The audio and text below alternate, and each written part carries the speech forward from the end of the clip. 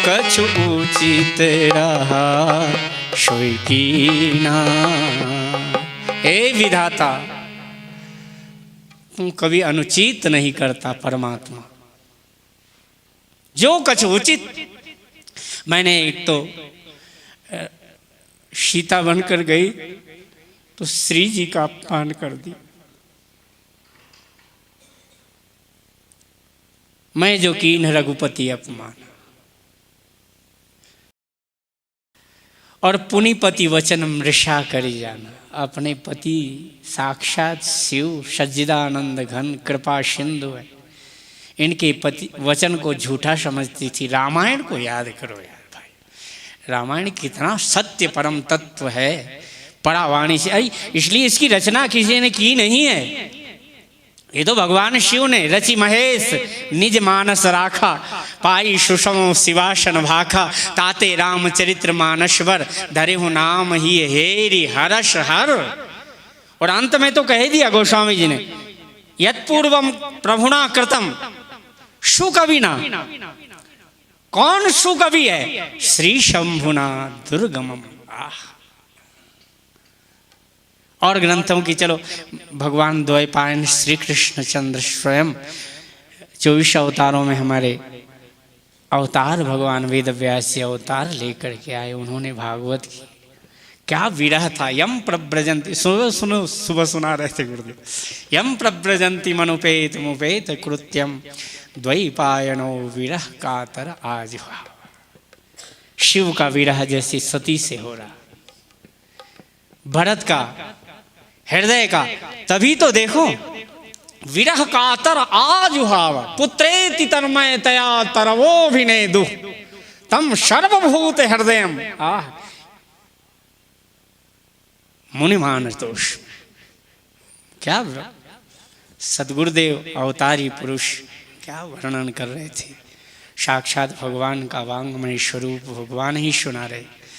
और हमारे शंकर जी ने यत्पूर्वम प्रभुना कृतम सुकविना श्री शंभुना दुर्गमम श्रीमद राम पदाब्ज भक्ति मनीषम प्राप्ते तु रामायणम मत्वा तद रघुनाथ नाम निरतम। 100 करोड़ रामायण एक श्री राम नाम में निहित है। ये महिमा राम नाम।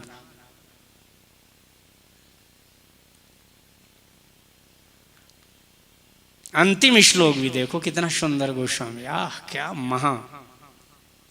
ये तो साक्षात शिव ही बोल रहे, और जहां कभी आ जाए तो हनुमान जी बोलने लगते। इसलिए भगवान शंकर ने एक रामायण नहीं 18,000 महाराज जी तो वर्णन किए ना, लेकिन इसमें नाना भांति राम अवतारा रामायण शतकोटि अपारा। 100 करोड़ चरितम रघुनाथस्य शतकोटि प्रविस्तरम एक एक अक्षरम पुंसाम महापातकनाशनम। भागवत भी रामचरित्र मानस है हो।